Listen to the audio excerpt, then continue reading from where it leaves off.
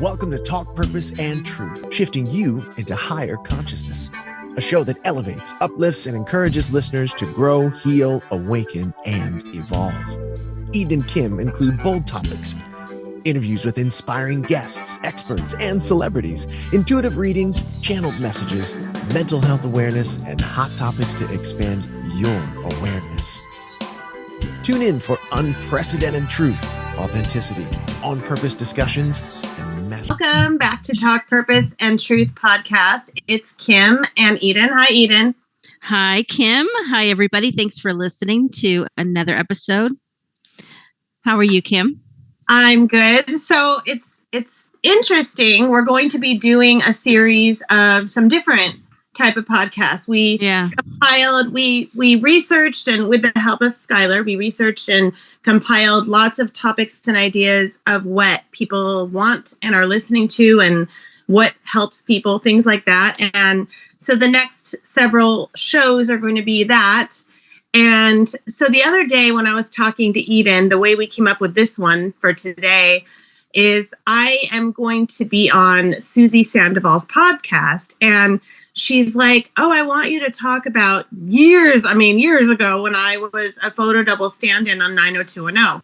And I also did some extra work on the show. And she said, wait, you got to say, maybe there's new listeners that don't know. Oh, the old 90210? No. What I was going to say is who you stood in for, which I'm sure is pretty obvious, but Tori Spelling. Yes. Yeah. I just figured you'd know.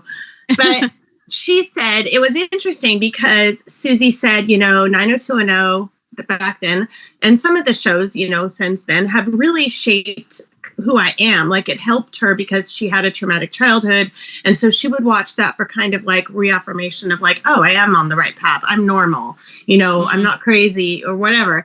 And so she's asking me all these questions, and it led into a discussion of shows. And watching some shows now, you see the parents on the shows not relating to their kids and being just very different. And I hear that and have seen that as well. I don't know about you, Eden, where I feel like there's a big disconnect nowadays maybe always, between not everyone, but many moms, dads, and kids. And yeah. And so we wanted to go into that because I think that even if you're not a parent, somebody who's a teen, a kid, somebody else who's a parent, just to relate to other people better. And if you are a parent, I think why not, work on becoming an even more conscious, empathetic parent, right? Yeah. And just to circle back, it definitely is not just now. It has been going on for, I think always. And I think now maybe parents are getting to be a little bit more conscious of things, but, hopefully this episode's going to help even more. But right. We all have a lot to learn. Right. And nobody's perfect, and I'm not perfect. I mean, throughout all the different years of studying different things, I've learned a lot. And so that's helped me be a better parent.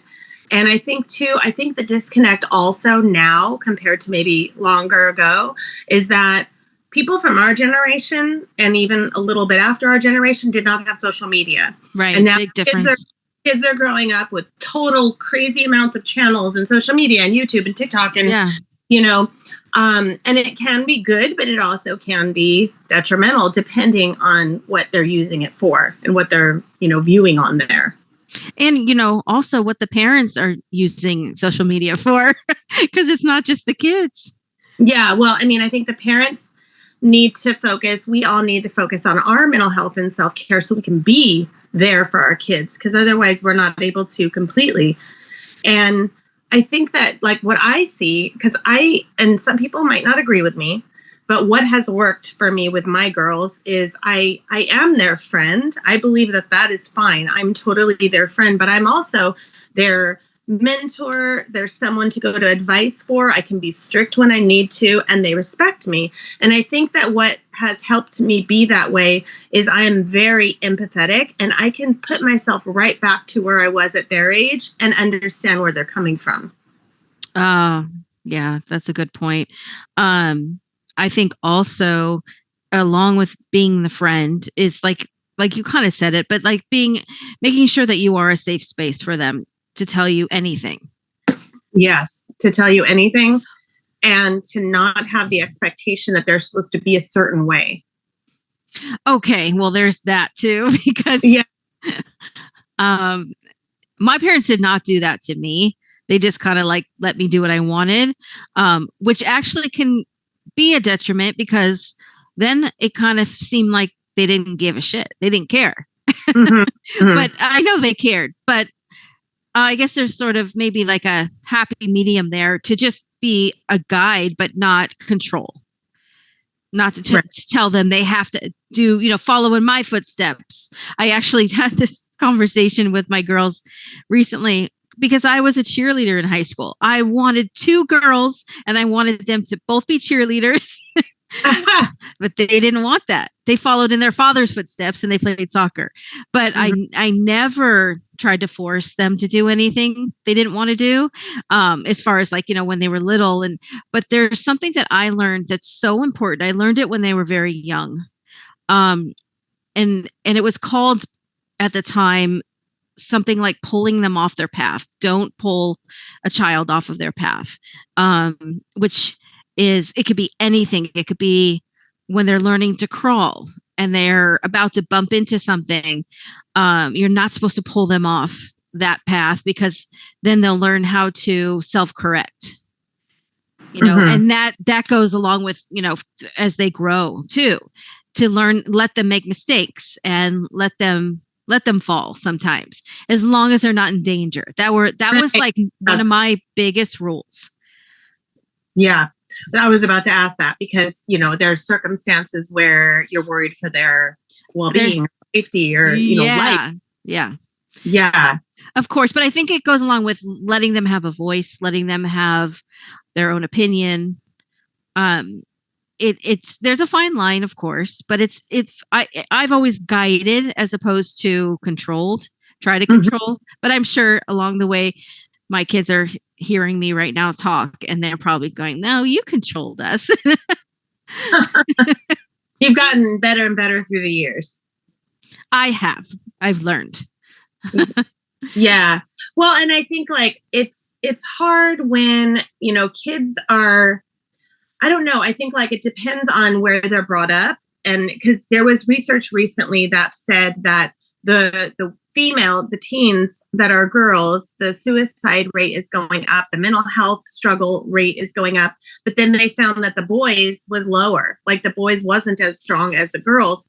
And I think the girls have more pressure. I think the girls are like feeling like they have to look a certain way and be skinny, or, be popular. And I see that a lot.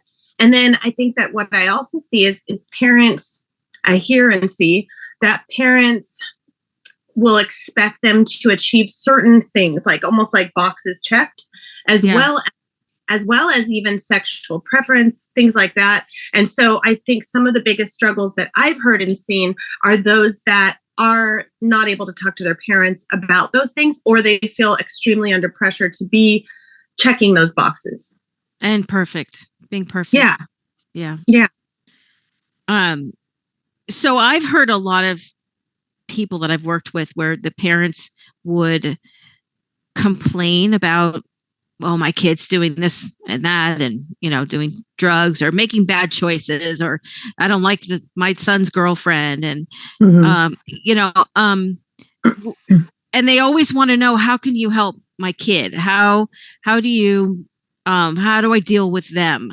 But one thing I think that's missing also in society now is that the parents also need to work on themselves and be a better model for the kids.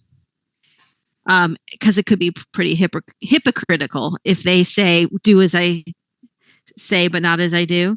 Yeah. Because they want their kids to go to therapy, but they don't go. Yeah. Very good point. Yeah. And I think that, that also, I think a lot of parents are trying to fit the mold of what a parent should be, with quotes, parent, like who decides what a parent should be? Are they trying to fit the mold of Leave It to Beaver or commercials or like, what the perfect parent will be, instead of showing their kids, like, I am just myself. Like, I am just an imperfect. I admit when I make mistakes. Mm-hmm. I don't know something.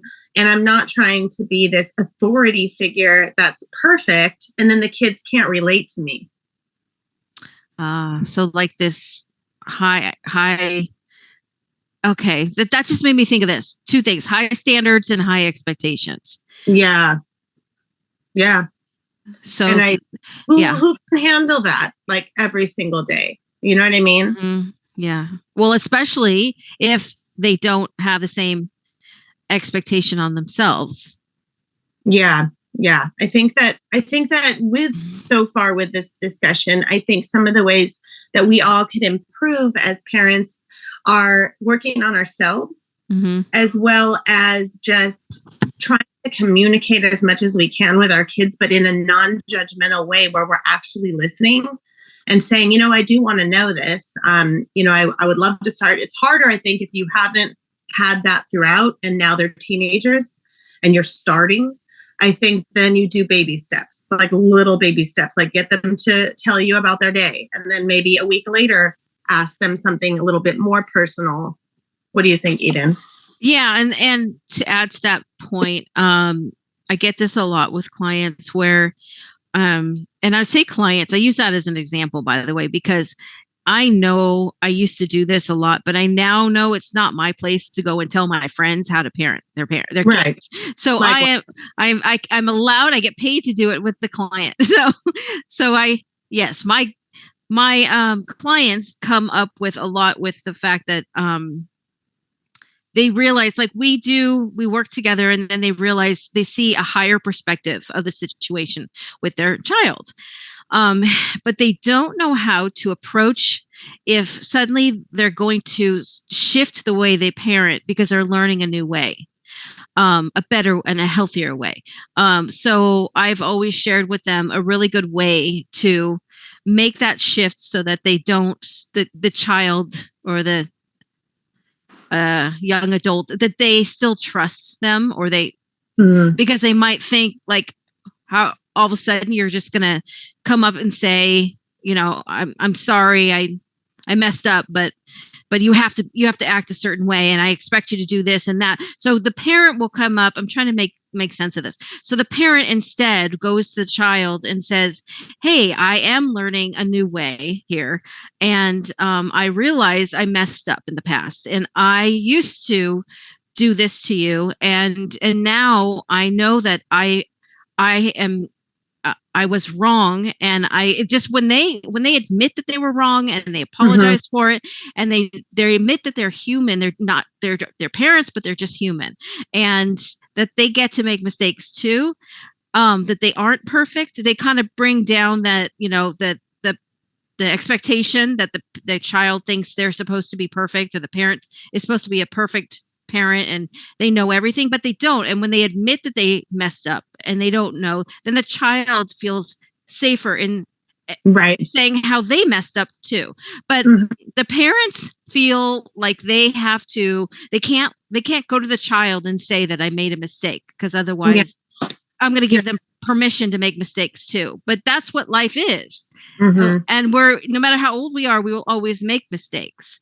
But anyways, so the parent, if they go to the child and they let them know, I realized that I was wrong when I used to tell you that you can't be, you can't go out with your friend and you have to come home by a certain time. And I don't care if you're mad at me, but it's okay for them to change their mind, for the parents to say, hey, I messed up. And, okay. So it always helps. And it always makes a child kind of like feel more open with the parents when they're able to just say, okay, yeah, I did mess up and it's okay. Yeah. And I think that giving parents permission, that is okay to do. You're not going to mess up your kid if you admit you were wrong. And I make it a point to say when I'm wrong, so they see like, oh, it's okay for us to be wrong too.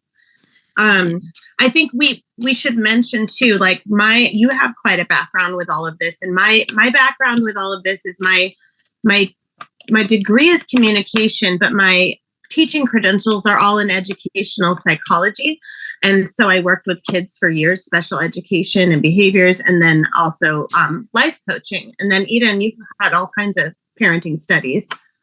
Yeah, I went for about 5 years. I was involved with a parenting group, and I was teaching with them. Yeah, for a while. So some of their theories were absolutely amazing that I applied to my girls, and the girls are amazing now, like yours are. And I must have done something right, because look at them. Yeah. But yeah, they taught me a lot. Yeah. Well, I think also, like, I am blessed, and I know you are too. Like our kids tell us stuff. Like our kids come to us and tell us stuff that most kids wouldn't normally tell their parents. And I think it's having that balance of trust and being imperfect and empathizing and listening to them and not judging. Yes, I think it starts with us. It starts with the way that what we put out, so that they feel like, okay, we're all just human beings. Right. So what would you suggest? Like, I'm curious your opinion. Like, if there was a teen or a kid who was regularly rebelling, and maybe it's because of a divorce, maybe it's because of one parent passed away, it could just be like some sort of depression or disconnect, but the parent is just flustered and like doesn't know what to do about it, and is just getting angry constantly, and maybe they're rebelling by sneaking out at night or smoking pot or something like that. So what would you suggest for the parent? Oh, they gotta dig deep. Ask them, what is making you feel like you want to do something behind my back? No matter what the action is, I believe that there's always a root cause, something that they don't want to feel, or they want to even just feel like they fit in with their friends, but there's always something for them that's underlying. And instead of the parent finding out what the child is doing and then they punish the child for it, maybe I always say the consequence should match the punishment. So that is still up to them, obviously, what if they want to punish. But at the same time, to stop the behavior, it's really to ask, why are you behaving this way? What's going on underneath that? Because a lot of times the child will just get in trouble or yelled at, or tell them to stop talking, stop crying, but that's them expressing themselves, and that's the only way they know how to express themselves. And when they sneak out at night, that's the self-expression. So why are they expressing themselves? Why are they choosing to express themselves in a negative way? Get curious with your kid, get to know them. And then that's why the safe space is so important. So the child feels comfortable with saying what they feel. But there's another key point here, which is the child may not even recognize that they are feeling some negative emotions. They just know, I just got to get out, but they don't know why. But it's so important to teach them early on, because it'll turn into them doing this all their lives if they don't heal it now, or not even heal. It's heal, but it's also be able to self-reflect, like recognize when they have a certain emotion that causes a negative reaction. To do that now, so it doesn't blow up and get bigger and bigger as they get older, and it'll affect their relationships and everything, and their jobs and their school, and so it's just all about, why is this child acting out? Why am I not able to discipline them? Listen to your child. They are smart, and they are going to be able to articulate it if you share with them, okay, because you seem like you're mad. You seem like you're scared or hurt. And then they'll be able to match the feeling with the word. So they'll have a better understanding. But we have to start really, really young. Yeah. And I think, if you're in a place where you feel really lost about what to do, there's definitely like specific coaching or counseling for parents, when they're not sure of what to do with their kids. And sometimes it might be just getting them to go to one therapy session. And maybe for the first few, if they agree to go, they'll be kind of closed off. But then they might start to open up, especially if they're doing therapy on their own, and then the parents doing it separately. But I've found that also different kinds of therapy, like I know somebody going to the horse therapy, the equine therapy, and that's helping them get out their emotions. And so there's so many different ways. Yeah. I think I should add too, when, like you just said, that the parents working on themselves, again, that's such a big part of this too, is also when you're trying to ask the child what they're feeling deep down, what are they covering up with their acting out? Ask the parent needs to also, or I advise the parent to ask themselves, what am I doing to cause this child to not feel like they can come to me and tell me how they feel?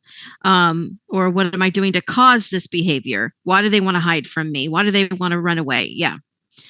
And I was getting something intuitively, like even if, let's say you're in a place where your teen or child doesn't want to talk, they just won't open up, then I would try writing them a letter and then asking them, hey, just write me back 3 sentences, and start with that. Like, I want you to write me back 3 sentences about how you're feeling, and see if they'll at least do that, and just do it that way, like baby steps of getting them to open up and communicate. Because a lot of times the communication has shut down because of fear, that the child or teen is in fear or lack of trust for some reason. And they feel like if they let out their feelings, they're going to get hurt even more. So it's safer to keep them in.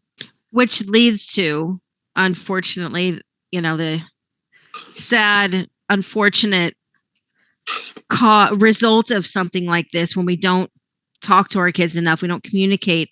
And is what I see too much in my work is I'll get a teenager that comes through who died from an overdose or from taking their own lives. And it's the simplest thing. When they come through, they are able to articulate at that point exactly what went on in their lives to lead up to that. And we want to be able to get to the kids before that happens. Yeah. What's been really great is, speaking of TV shows, is there's a show on Netflix, and I don't think you've seen it yet even, but there's a show called 13 Reasons Why, and Selena Gomez produced it. And it's pretty heavy to watch it, but I'm like halfway through, and it really steps you inside the minds of these kids, what they're going through nowadays. And like, it even helps you see perspectives of somebody like who, was about to shoot up a school, the perspective of someone who raped someone, and then, someone who killed themselves and took their own life. And I think that it helps you as a parent, or even just as someone in society, to understand mental health better. Yep. That's it. That's like the formula. It's pretty simple. It is. But there's so many of us who are parents who are not comfortable with our own emotions. Yeah. So we keep repeating the pattern. So I think, the first step for parents to break the pattern is set up a therapy session, or set up a session with one of us, or, an emotion clearing meditation with someone, or just whatever, just something to start, like, oh, I did something this week to better myself and heal myself. And then you're going to be even better for your kids. Thank you for listening to Talk Purpose and Truth podcast. Find out more at talkpurposeandtruth.com. And follow us at Talk Purpose Truth on Instagram and Facebook.